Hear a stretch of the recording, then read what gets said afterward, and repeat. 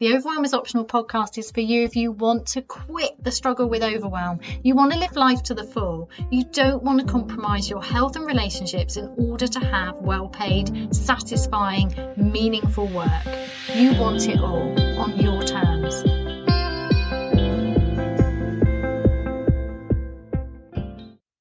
Hello, just wanted to pop in before we start the podcast and mention my I'm so excited, new free offer. Only 5 calls available, so getting really fast. So these are free 30-minute release the pressure calls. So if you're feeling overwhelmed by the pressure to keep doing all of the things and you're running around, you're doing all of the things, but it's really frustrating because not only is it bonkers in your head and exhausting in your body, but also you're really frustrated because all you're doing is actually just about hanging in there, just about maintaining your current level of pressure.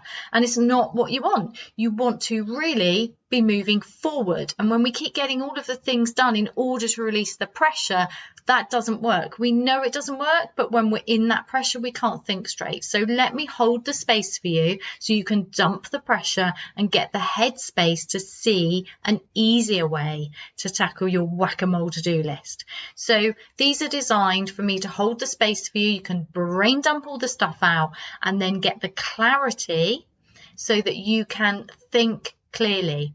So you're going to leave feeling lighter and with a clear strategy to get the things done that really matter to you rather than going around in circles. So go to calendly.com/Heidi Marke /release the pressure and book yours now. There's only 5 calls. Do it now. Do it before you listen to the podcast.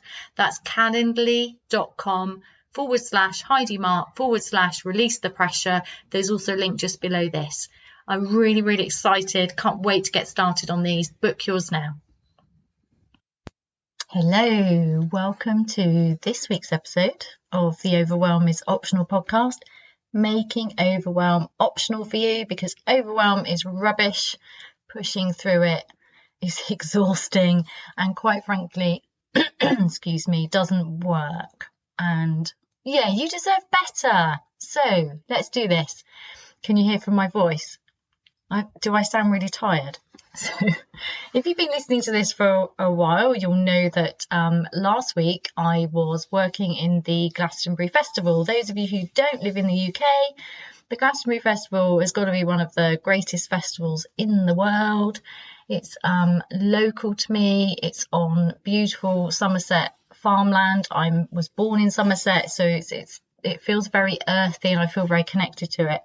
But it's bonkers. I mean, let's be truthful. For somebody like me who's sensitive to, well, everything, noise, crowds, other people's energies, I need a lot of sleep. Why would I go in to a crazy festival where really I have no control over being able to have sleep or even rest, really? And also, why would I work there? I mean, come on, Heidi, what are you doing? I thought you'd created a life that works for you. Well, if you listened to the last 2 weeks, you'll know that the reason that I go in, or if you're on my email list, actually, and if you're not, why not? Because you get to hear from me every week about the podcast and occasional offers and things. You can sign up to my email list and get my brilliant, powerful 1-minute audio, which gets you out of overwhelm instantly and is changing people's lives all the time. I've just had another person grab hold of it and just leave me a message saying, oh my goodness, this is amazing. How do I remember to do it every day? So, you can get that by going to my website and just clicking on the link, the 1-minute mark. Get that for free, and then you get to join my email list. If you don't like my email list after a while, you can leave. It doesn't matter. That's okay, but it would be nice to have you on there for a bit. Anyway, so I have created a life that works really well for me. And one of the things that I'm really enjoying this week when I'm so tired is that I can rest and recalibrate. So you might say, well, why am I recording this? Because that's working and you could take the time off. So there's three things going on here for me about working and a life that works for me, which I think are really worth addressing to make it clear that I'm not putting pressure on myself to work. So there's three things. One is I work in the festival. The other one is I chose to work on my business during the weekdays of the festival. And the third one is I'm choosing to record this now, even though I'm clearly still recovering from madness and lack of sleep.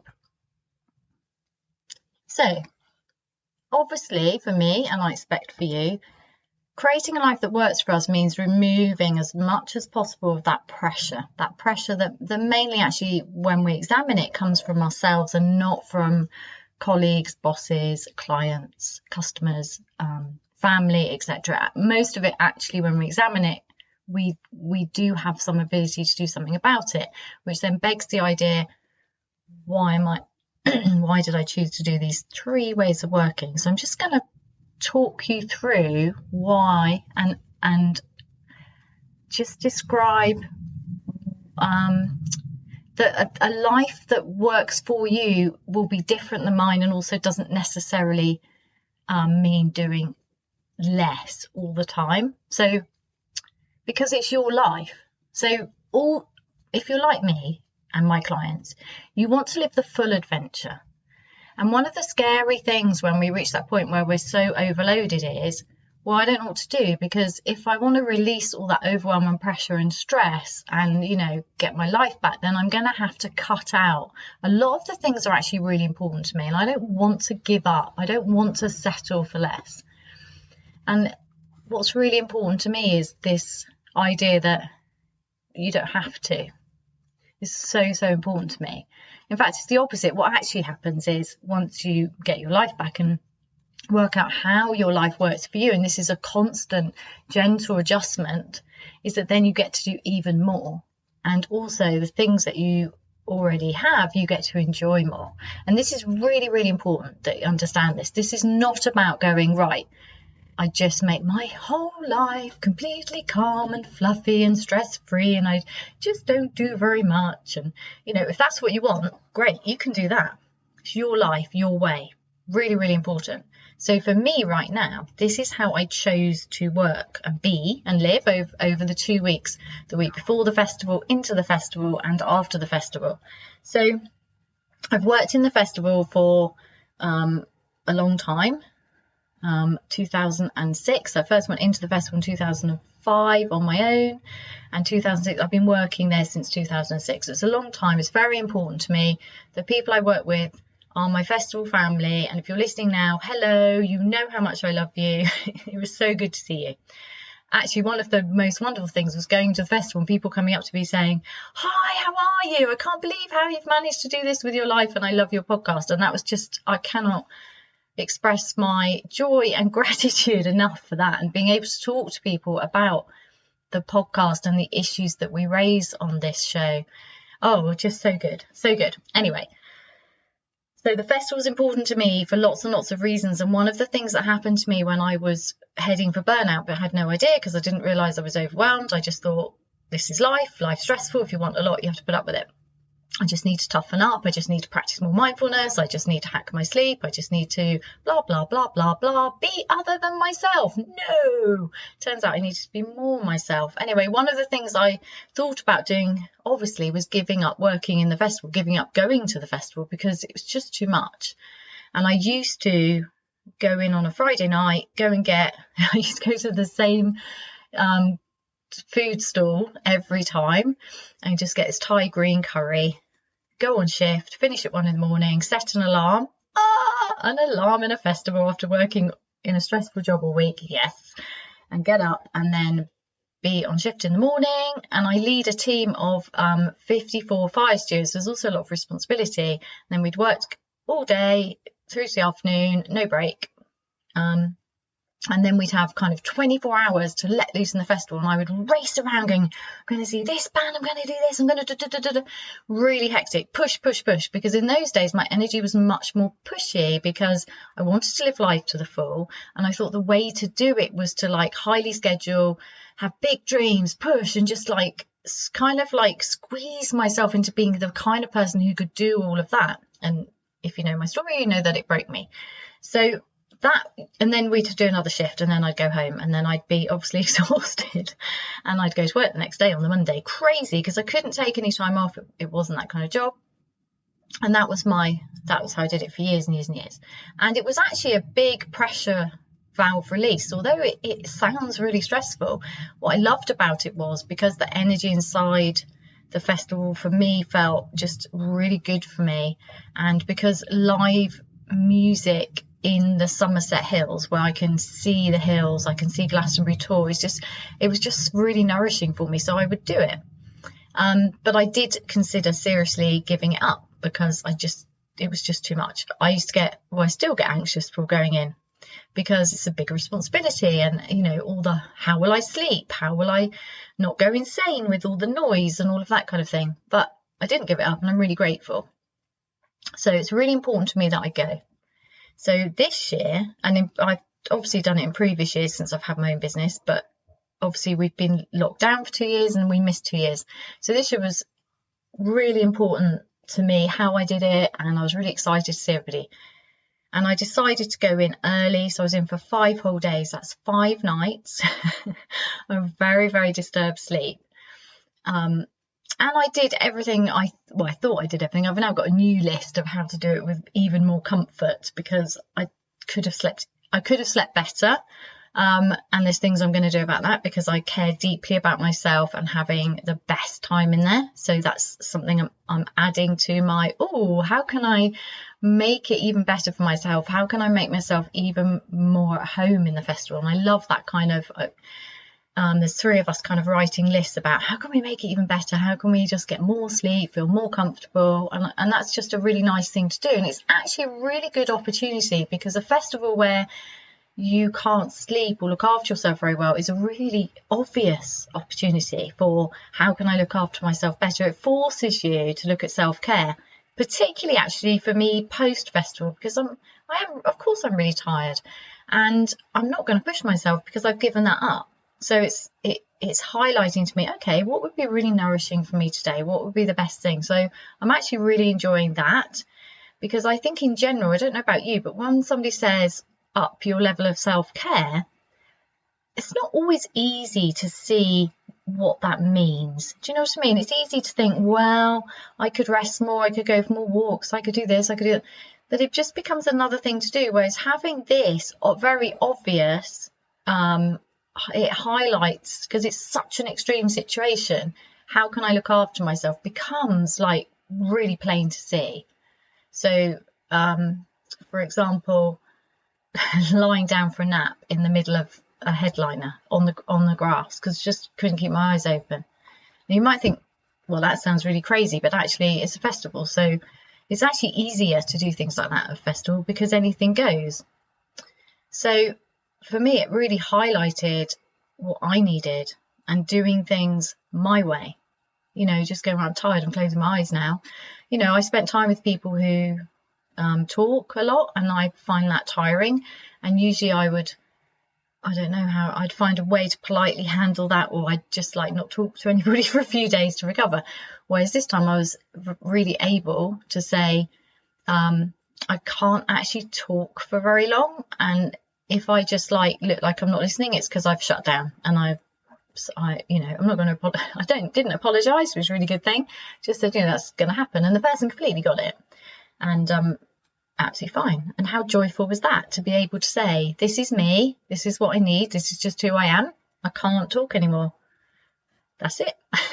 And not to have any offense, just such a joyful, freeing conversation, and that person, I'd spent time getting to know, and I just have huge respect for her. She's just wonderful, and it was just lovely. Anyway, so yes, the whole experience of the last 2 weeks has really highlighted to me the importance of tuning into myself, because it's such an extreme situation. So I'm just going to go through those 3 work things.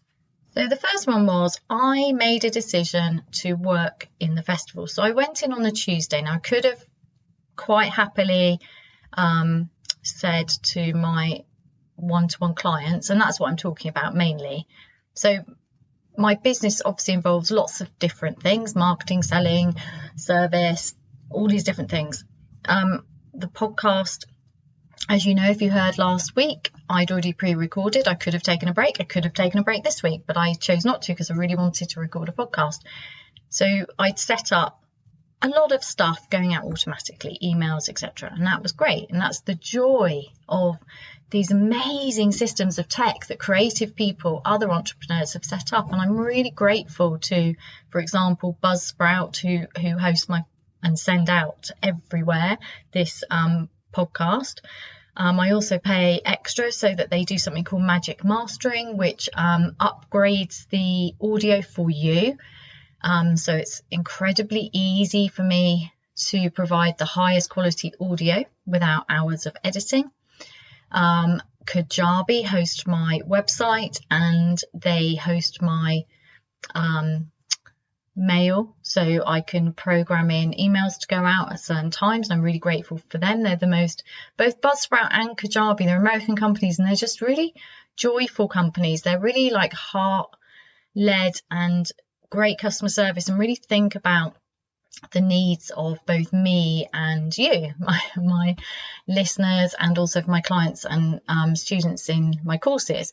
So things like that are just so magical, aren't they? That you can, my business runs itself for a certain amount of time, and I'm just really, really grateful for that. And then things like Canva, which is an amazingly creative space, and then I can just schedule posts for Instagram, etc. from inside there. It's just amazing. I just find this astonishing. So that I'm really grateful for. I'm sure there's others that I haven't thought of right now. I forgot to put an email responder on saying I was in the festival. Nothing terrible happened, all fine. And I think it's important, isn't it, when we're setting boundaries for ourselves around work and self-care, to just like not expect it to be perfect. We might make a mistake, and to understand that if there was an error, say like there wasn't, I was fine. I didn't have any emails that were urgent, absolutely fine. But actually I had that expectation that it would be fine, because this is an important thing for me to go and do. But if I had something, I could have apologized. I could have sorted it. And I think knowing that you don't have to get it perfect, you have to set the intention, and then knowing that you can figure it out, I think that can be incredibly releasing. So you just don't have to do everything right. You can always figure things out. What's harder to do actually is mend yourself. So it's easier to just say, well, I've done enough. That will have to do. I'll sort anything out afterwards, than to bust a gut, literally, in some people's cases. In my case, it's I ended up with pain all down my left side. So it just, everybody I speak to has different symptoms from pre-burnout. It's quite interesting. The body's just crying out for help. Everybody has something different. So when I say bust a gut, I'm wondering if that actually, I wonder where it comes from. I don't really want to know. It doesn't feel very nice. If anybody knows, do let me know.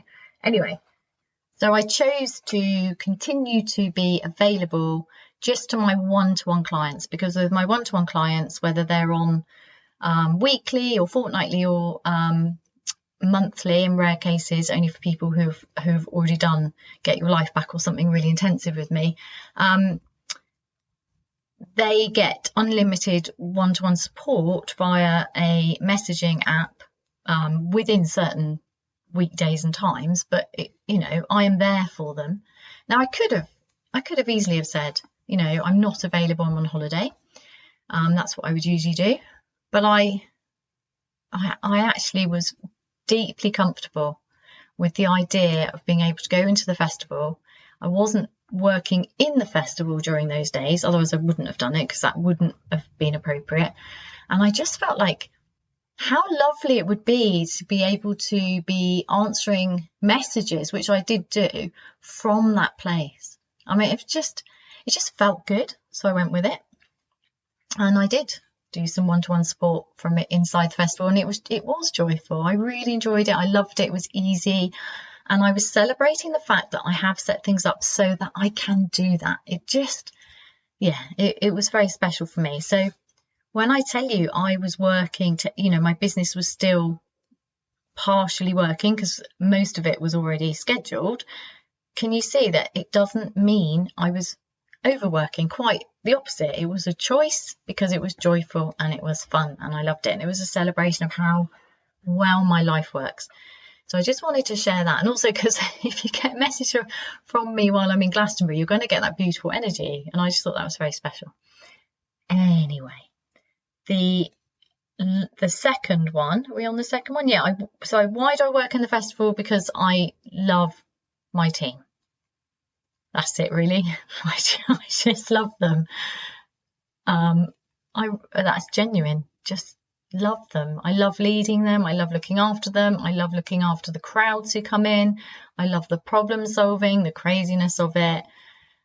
I just love it. So that's why I work in the festival as a volunteer. I took my work into the festival because it was a joyful choice. The other part of my business work that I took in with me was I deliberately didn't do a lot of scheduled content because that felt wrong. So that's interesting, isn't it? So what I could have done is, and I had it on a list, which is still here, saying create a week of wonderful content. And I didn't do that because it felt wrong. It just felt like it would be a different energy than I was with. And a friend and entrepreneurial colleague who's in PR, she said to me, it can be really, really good to do stuff to help more people find you from the festival. So I just tried that. I was going to do some lives and some stuff, and I was going to talk a bit more about the free offer I've got going on at the moment, but I didn't. And I did do a lot of posting from the festival, talking about just how to do Glastonbury the gentle rebel way. So for example, lying down and resting on the ground in the middle of a headliner. Really important to just, for me, it was important to demonstrate that I'm not different from you. I'm not like better, tougher. Like, yes, I'm a seasoned Glastonbury Festival goer, but I still got really tired. I still, was going insane in the middle of the night because the music doesn't stop. It used to stop at 4. We used to be able to get sleep. So the where we sleep backstage, there would be there's a pub and there'd be a band till about 4, and it used to stop at 4, and then the sewage truck would come around to empty the old disgusting toilets. We don't have those now. We have lovely compost toilets, and they would come at 6. So between 4 and 6 it would be quite quiet, and that would be your like proper sleep. This year the music throughout the whole site was going on till 5:30 in the morning. Oh, and I've got awesome earplugs, like those really good ones that are like blue plasticine, and you flatten them against your ear. They're absolutely amazing. It is like somebody just switched a switch, but the thudding coming through, we're high up where we are, coming like through the valley, through the bottom of my tent into my ears, boom, boom, boom. Oh my goodness. Yeah, I think it's some sort of torture, isn't it? You're really, really tired, you go to bed, and then boom, boom, boom. And another thing that happened was, so there's the noise, and then I got so cold, like to shivering. That pre-shiver when you're like, your chest is tight. So cold. I had a woolly hat on, I had an Arctic sleeping, it doesn't make me do it. I was so cold, it's ridiculous. So yeah, I didn't sleep well. I usually sleep better. A lot of us didn't sleep well. It was a funny cold at night. It was damp. It was weird. It was damp. So yeah, anyway, that insanity, that's horrible, isn't it? Because I'm sure you know what it's like to not be able to sleep well, because if you're stressed and overwhelmed, it tends to affect your sleep, right? And we get that being woken in the night by intrusive thought bombing about what we should have done better yesterday and rehearsing things about the next day. So it reminded me of how things used to be for me, and also I know how things are for, if not you at the moment, you at some point when you're at your most stressed. And it is just insane torture because we need sleep. Sleep's so good for us, there's the whole physical thing of your brain is clearing out spent neurotransmitters and assimilating your day, and then there's the whole physical thing, and there's so much, and there's the dream work, and there's so much that sleep is so nourishing for. Not being able to get good sleep is so hard. But what I guess for me was quite interesting was, yeah, I didn't sleep well for 5 nights, but I didn't have that same edginess. Like I used to have this, like I'd go straight into snappiness. In the past, when I used to go into Glastonbury when I was very stressed at work, every single festival there would be my breaking point where I'd just cry. I just couldn't cope. And then you'd get the peak moments, and I always have more peak. I just have one breaking point and then, oh, I can't stand it, why do I come here? This time I did feel like that, like, why do I come? But it was more curious, and that's what I think was really interesting. So the kind of before and after me dealing with the festival, this time, although my sleep was really rubbish, I had that, yeah, why do I do this to myself? Maybe this isn't part of a life that really works for me anymore. Maybe that's okay. Maybe it doesn't matter. Maybe it used to be important to me to come here. Maybe it doesn't matter anymore. Maybe this isn't fun for me anymore. I did go through all of that, but what's really interesting was I had a curiosity about it rather than a insane banshee moment when I'm just like, oh, I need sleep. And that was really, talking about that now, it's brilliant. That's a real celebration for me that I was able during, not in the middle of the night, I don't really remember thinking that much in the middle of the night other than maybe I should move and find another hat. I can't move, my body's gone to sleep. I remember that kind of stuff going on in the middle of the night, but I didn't have that horrible, insane, I just want to drive home, I can't stand this torture anymore. I didn't have any of that at all. And the next day when I was tired, I was kind of like, well, this is interesting, just curious. And I used it. What was I doing? If you listen to this podcast a lot or you work with me, I was neutral noticing. So I was just noticing neutrally the effect of not sleeping, all of it. All of the discomfort of being in a cold, damp tent, the running out of socks, even though I took spare ones in, the disgusting, smelly clothes because I'd slept in all my clothes, like all of the horrible things. They're not that bad, are they? I mean, it's temporary and it's fun, but it is pretty grim at the time, especially when you've got to get yourself together and lead 54 fire stewards and keep thousands of people safe. It does matter. And also, I choose not to have that kind of crap in my life, not to feel like that. I choose to have loveliness and look after myself better. So that's always that was going on for me, was I don't choose this kind of rubbish in my life. So why am I choosing this kind of rubbish in my life? So there was a curiosity, and it took me quite a while to sort it out. And then I had like more and more wonderful moments, like beautiful conversations with people, and just getting the first shift out of the way, because I was quite anxious, because I looked at the tent and went, the tent the music venue, and I looked at it and thought, oh my God, that's thousands of people. I don't think I can do this. I haven't had enough sleep. I'm scared. But what was interesting is I noticed that thought in my brain as I walked past before my shift, and I caught it and I went, don't be so ridiculous. That was it. How beautiful is that, to be able to catch the self-doubt and the anxiety? So I've been practicing neutral noticing for, years now, and just to be able to catch that one thought and go, no, that's not for me. Shut that down. Of course I can do this. I've got an amazing team. I've got 2 incredible deputies.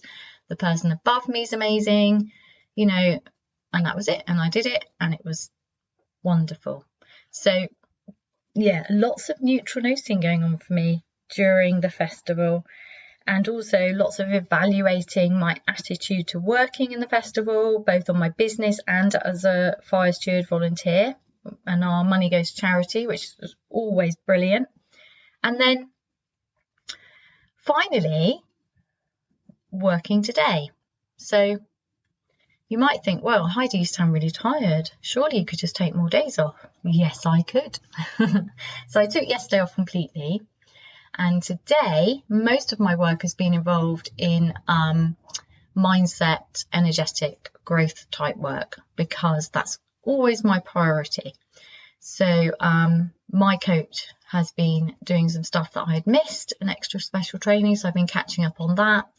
And then I thought, well, what would it be like to not record a podcast for the first time in over 2 years, to not send out a weekly podcast? What might that look like if I decided that I wasn't going to record?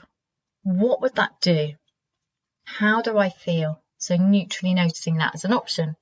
Because the reason I did that was, when we change things from a should to I have a choice, something really powerful shifts. So for a moment, I just want you to think about how many things in your life are causing you pressure because they feel like you have to do them, regardless of how tired you are, how anxious about doing them you are, how much you resent doing them, how much they're not actually yours to do, but somebody's slopey shouldered it onto you, how much you're doing somebody else's job because you're whole filling. Just thinking of all those shoulds and those oughts. And then just see if you can hold just one of them. So just pick the easiest one, or the one that's on your mind. But often it's easier to start with something easier, but it doesn't matter. Just pick anything. Just do it now. Don't do it later. Just do it now. It's easier. So pick a should and then just hold it separately from you for a moment and just notice it neutrally. Notice the feelings about doing that thing.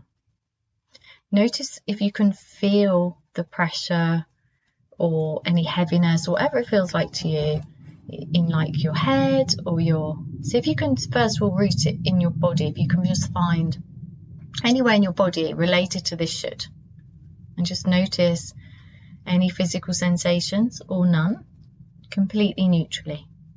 It's just useful information. And then go to the mind and notice the thoughts and stories connected to that should, and notice them completely neutrally. And then just imagine I have a magic wand, and I just use my magic wand over your should, and it has become a choice. It is possible for you to not do it. And then notice how you feel in the body about that. Completely neutrally. And then notice the thoughts hijacking your attention, the stories, but I can't, but what if I did? That would be a disaster, whatever's going on. Just notice all of it neutrally. It's just useful information.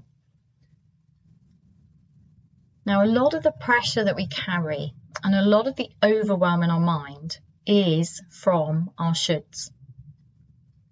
When we can notice them neutrally and even entertain for a moment that they are a choice, whether they feel like it or not, and sometimes it is easier to do them than not do them, and I get that, which is why we're just noticing neutrally. I'm not telling you not to do them, I'm not telling you anything, I never tell you to do anything. You can take what you want and discard the rest, always. Take what resonates, let the rest go.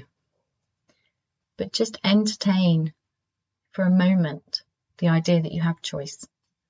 That's what I did with this podcast episode. I wasn't sure if I was yet ready to talk about Glastonbury, because actually, to be honest, a lot of deep shifts happened to me, which I'm still allowing to wash over me. And then I thought, what if I did quite a kind of honest, raw episode in my tired state? What would that feel like? And it felt good.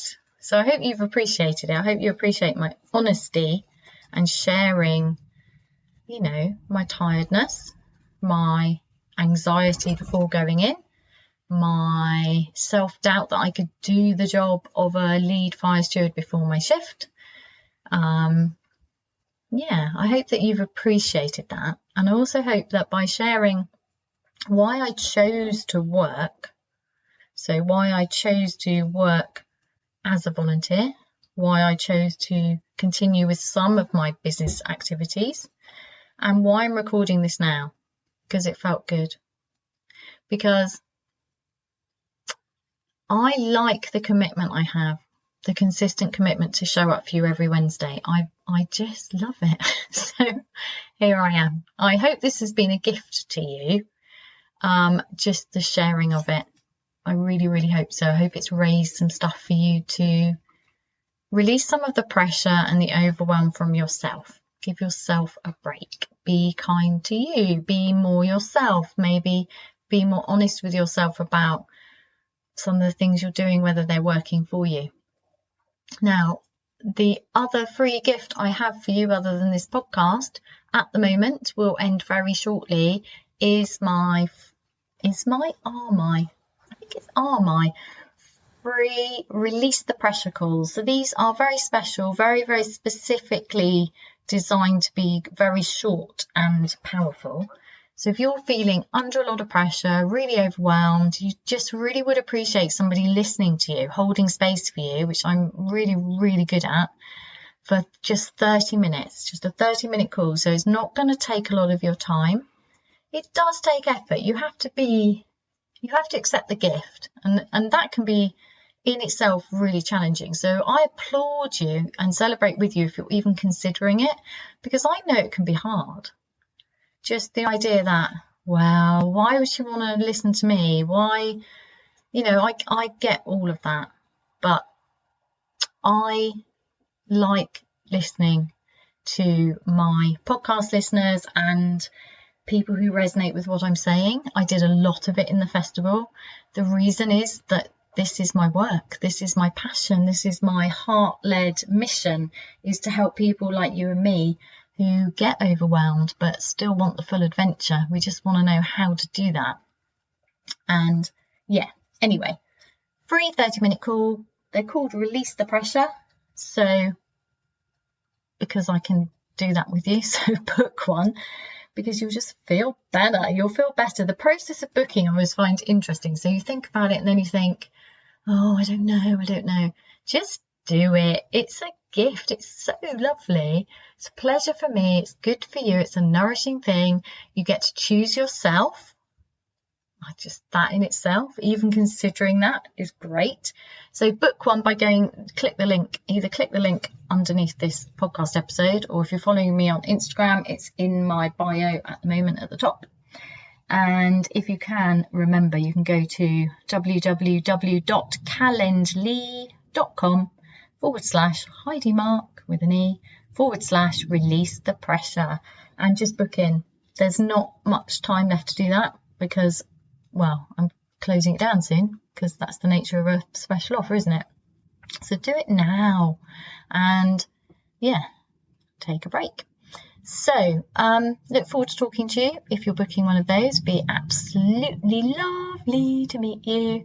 I love meeting people and hearing how your life is going, how you resonate with what I'm saying, and that you're dedicated to still living your full adventure, despite all of the stress and the overwhelm and the rubbish narratives out there about, well, you can't have that unless you burn yourself out. Rubbish. No need for burnouts. No need for, life-crushing overwhelm where you can't see straight. It is completely solvable, really fast. So, book one of those calls and keep listening to the podcast. Thank you so much for being here. Please share this, because somebody will be delighted that you have forwarded this to them. I bet you. See you next week. Have a great one. Thank you for listening to this week's episode. If this resonates with you, please use the like, subscribe and share buttons to help other people find their way here too. And please do go to www.heidimarke.co.uk /the 1 minute mark with an E to join my mailing list and receive my free 1 minute life-changing audio practice.